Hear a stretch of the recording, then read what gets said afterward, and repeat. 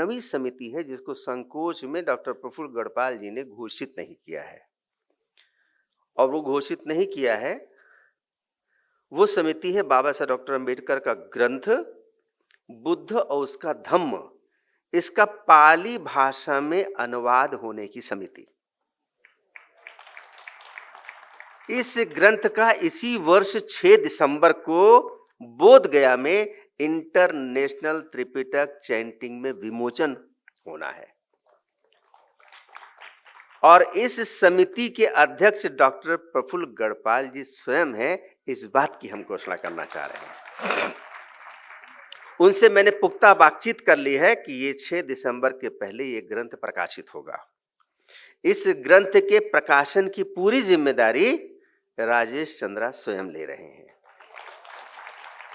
ये मुझे मालूम है कितनी दूर का दूरदर्शी ये संदेश है कि यदि हम इस ग्रंथ को पाली भाषा में प्रस्तुत कर सके, और जैसा कि हमारे पूज्य भदंत ज्ञान ज्योति जी ने आशीर्वाद दिया, बोध गया में खुले मंच से सारे विश्व भर के लोग थे, सम्मेलन में इंटरनेशनल सेमिनार था, और वहां उन्होंने घोषणा की भारत में 7वीं संगायन की घंटी बज गई है।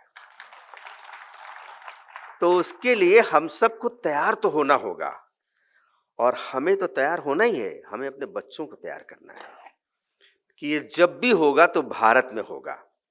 तो हमारे बच्चे अरहत की अध्यक्षता में आयोजित हो रहे उस आयोजन में अरहत का अपनी आंखों से दर्शन करेंगे। अरहत की अध्यक्षता में मौजूद पावन संघ को भोजन दान कराएंगे, संग दान कराएंगे, चीवर दान करेंगे, उनके लिए आसन लगाएंगे, उनके वाहनों की व्यवस्था करेंगे, उनके आने जाने की व्यवस्था करेंगे, उनके ठहरने की व्यवस्था करेंगे। क्योंकि ये सब आयोजन, इस भूल में मत रहिए कि पैसों से होते हैं। पैसों से नहीं होते। ये आयोजन हौसलों से होते हैं। ये आयोजन पुण्य कर्मों से होते हैं। जब हमारे पास पुण्यों का संचय होगा तब होगा। वांगमो डिक्सी डॉक्टर रिचर्ड डिक्सी को जब हम अपने घर लाए तो मैंने उनका बड़ा अभिनंदन किया। हमने कहा कि आप लोग बड़े पुण्यवान हैं। इतने वर्षों से 18 साल से इस देश में आप इंटरनेशनल त्रिपिटक चैंटिंग कर रहे हैं। खाली इसलिए नहीं कर रहे हैं कि आप अमेरिका से हैं और आपके पास डॉलर हैं, इसलिए कर रहे हैं क्योंकि आपका पुण्य हमसे बड़ा है। और हम इस पुण्य को अर्जित करने के लिए हर साल इंटरनेशनल त्रिपिटक चैंटिंग में जाते हैं और प्रयास करते हैं महासंघ को कुछ न कुछ तो दान हम करें। इस साल हमने मात्र 1.5 लाख रुपया दान किया, पिछले साल 1 लाख रुपया दान किया था। और अभी पूज्य भिक्षुनी धम्म दीना जी, उन्होंने सारनाथ में एक शिविर किया, सामनेरी शिविर किया। तो उस शिविर का जैसे मैंने उनके फेसबुक पे देखा कि वो अमुक तिथि से अमुक तिथि के बीच में कार्तिक पूर्णिमा को समापन होने वाला एक सामनेरी शिविर सारनाथ में कर रही हैं। ऐसे उन्होंने कर्म भूमि बना रखी है सामनेर को, महाराष्ट्र में, यही नागपुर में, लेकिन शिविर जाके वहां कर रही हैं। तो ये अपने आप में एक महिला के लिए, भिक्षुनी के लिए बड़ा चैलेंज है, चुनौती है कि वो उस प्रांत में आके सारी व्यवस्थाएं करना, रुकने की, खाने की, ठहरने की आदि व्यवस्थाएं करना और वहाँ व्यवस्था करना। तो हमने जैसे ही फेसबुक पे उनको देखा कि वो शिविर कर रही हैं तो मैंने तुरंत उनको मैसेज किया कि पूज्य आइए, इस शिविर के लिए भिक्षुनियों के, सामनेरियों के चीवर दान का पुण्य कृपया इस उपासक को दीजिए, आप हमारे समन्वय परिवार को दीजिए। उनका मैसेज आया, उपासक जी, चीवर की व्यवस्था हो चुकी है। और ये बात कार्यक्रम के 3 या 4 महीने पहले की है। कह रही चीवर की व्यवस्था हो चुकी है। आप यदि अवसर लेना चाहते हैं तो आप पात्र दान का पुण्य लाभ ले सकते हैं। तो मैंने बिना किसी विलंब के तुरंत उनको हामी भर दी कि ठीक है, हम पात्र दान लेंगे। हम कितने पात्र देने हैं तो बताया कि करीब 30-35 सामनेरियां बनेंगी। ठीक है, हमने पता किया वहाँ पर सारनाथ में, बोधगया में पात्र कितने का मिलेगा। तो पता चला पात्र जो है 2500 रुपए से लेके 9000 रुपए तक मिल रहा है। तो इतना महंगा पात्र क्यों हो? तो पता चला पात्र यहाँ बनता नहीं है। पात्र थाईलैंड से आता है, पात्र श्रीलंका से आता है, पात्र म्यांमार से आता है, पात्र वहां बनता है। तो मेरा मन सच में बड़ा द्रवित हो गया कि भगवान का धम्म तो इस देश से गया गया, पात्र भी इस देश से चला गया। मेरे मन के अंदर संकल्प की लहर उठी कि हम पात्र अपने देश में बनवाएंगे। लेकिन ऐसा होता है ना कि भावुकता में इंसान सोच तो लेता है, ये हंसी खेल थोड़ी है। अब मैं पात्र बनाने के लिए चला तो उत्तर प्रदेश में पीतल नगरी कही जाती मुरादाबाद, और दूसरा है अलीगढ़ जहां मूर्तियां और पीतल के फैक्ट्रीज हैं। मैं वहां गया, मालूम किया तो पता चला कि इसका पात्र का डाई बनवाना पड़ेगा। पहले पात्र कहीं है ही नहीं, डाई बनवाना पड़ेगा। तो हमने कहा डाई बनवाएंगे। तो डाई कितने की बनेगी? तो 95,000 रुपए की सिर्फ डाई बनी। तो वो डाई और उससे एक सैंपल बना के जब हमने फेसबुक पर मैसेंजर पे अय्या को दिखाया तो उसमें उन्होंने कुछ कमी बेसी बताई कि ये ठीक नहीं बनी है। दूसरी डाई बनी, डाई बन के तैयार हो गई। तो अभी ये बात आ गई कि वो फैक्ट्री वाला बोल रहा है कि हम 150 पात्र तो बनाते नहीं हैं, कम से कम 1000 बनेंगे। अब है क्या कि संकल्प ले लिया है तो पूरा करना है। तो वो करीब 7-8 लाख रुपए का खर्चा आ रहा है। हमने कहा देखा जाएगा, जितने पात्र अय्या को दान करने उनको करेंगे, और नहीं तो बोध गया में इंटरनेशनल त्रिपिटक चैंटिंग में सारे महासंघ को दान करेंगे। ऐसा मन में सोचा और फिर अंततः हमने पात्र बनवाया, पात्र का स्टैंड बनवाया, पात्र की थाली बनवाई, पात्र को रखने के लिए एक झोला बनवाया, कपड़े का बैग, फिर उस सारी सामग्री को रखने के लिए थर्माकोल का एक डाई बनवाया, वो सारी सामग्री रखने के लिए एक बॉक्स दफ्ती का बनवाया, उसके ऊपर समन्वय सेवा संस्थान ऐसा प्रिंट कराया।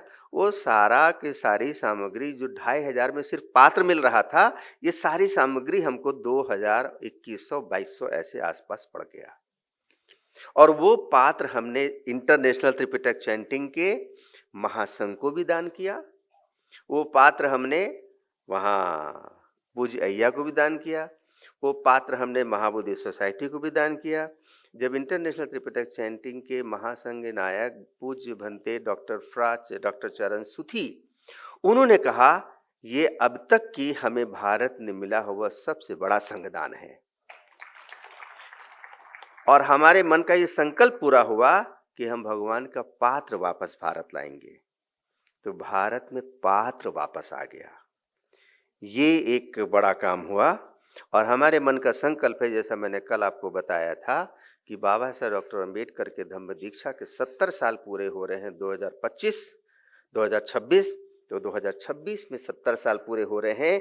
इस उपलक्ष्य में हमने वहाँ बोध गया में पूज्य भदंत ज्ञानी ज्योति जी उस समारोह में मौजूद थे। वहाँ हमने संकल्प लिया कि आने वाले 2025 और 26 में बाबा साहेब की दीक्षा के 70 साल पूरे होने के उपलक्ष्य में इंटरनेशनल त्रिपिटक चैंटिंग का आयोजक देश भारत होगा। मुझसे वहां भी एक प्रश्न किया गया और कल मुझसे यहां भी किसी ने प्रश्न किया कि ये जो भारत में यदि संगायन होगा, राजेश चंद्रा बार बार संगायन की बात कर रहे हैं, संगायन होगा तो संगायन तो सम्राट करते हैं, कोई सम्राट इसकी पहल तो करेगा तब तो होगा। ये बात सच है। इतिहास की जो परंपरा चली आ रही है, पहला संगायन सम्राट अजातशत्रु के संरक्षण में हुआ, दूसरा संगायन कालाशोक के संरक्षण में हुआ, तीसरा संगायन अशोक के संरक्षण में हुआ, चौथा संगायन श्रीलंका में वट्टगामिनी के संरक्षण में हुआ, पांचवा संगायन सम्राट मिंडो मिन के संरक्षण में बर्मा में हुआ, लेकिन छठा संगायन एक बहुत बड़ा संकेत है, बहुत बड़ा हमारे लिए। जो भगवान बुद्ध ने जो अपने महापरिनिर्वाण के पहले बोला ना आनंद को, कि छोटे मोटे शीलों को समय के मुताबिक बदल लेना। बताने वाले सुनने वाले दोनों प्रबुद्ध लोग हैं। उन्होंने बताया नहीं कि कौन से बदल लेना, और उन्होंने पूछा भी नहीं कौन से बदल लेना। और संगीति में इस बात को लेके महाकाश्यप की तरफ से आनंद को डांट भी पड़ी, लेकिन उन्होंने एक ओपन विंडो दी दुनिया के बौद्धों को। उनको एक स्वतंत्रता दी जब जैसी आवश्यकता पड़े, लोकहित जनहित में। छठा संगायन बर्मा के प्रधानमंत्री ऊ नू के संरक्षण में हुआ है। सातवां संगायन भी प्रधानमंत्री के द्वारा होगा। सम्राट की परंपरा दुनिया से विदा हो चुकी है, अब सरकारें करेंगी। और ये ऐसा नहीं कि ये संगायन होगा तो ये भारत के दलितों के हित की बात है, ये भारत के हित की बात है। अभी आज की तारीख तक, आज़ादी की इतने साल के बाद भी, भारत संयुक्त राष्ट्र संघ की सुरक्षा परिषद में वीटो पावर नहीं पाया है। जिस दिन भारत अपने आप को बौद्ध संरक्षक देश घोषित करेगा, सारे बौद्ध देश उसके साथ खड़े होंगे, सारे बौद्ध देश उसको वोटिंग करेंगे। ये भारत के हित की बात है और हमें ये यकीन है, ये जो देश है ना भारत, ये नागपुर से चल रहा है और आगे भी ये नागपुर से चलेगा। अभी 1925 वाले नागपुर से चल रहा है, इसके बाद 1956 वाले नागपुर की बारी आएगी। जब 1956 वाले नागपुर की बारी आएगी, भारत सच में विश्व गुरु होगा। हमें 1956 वाले नागपुर की तैयारी करते रहना है और ये जो 2 दिवसीय पाली साहित्य सम्मेलन यहाँ हुआ है, ये उसी की तैयारी है।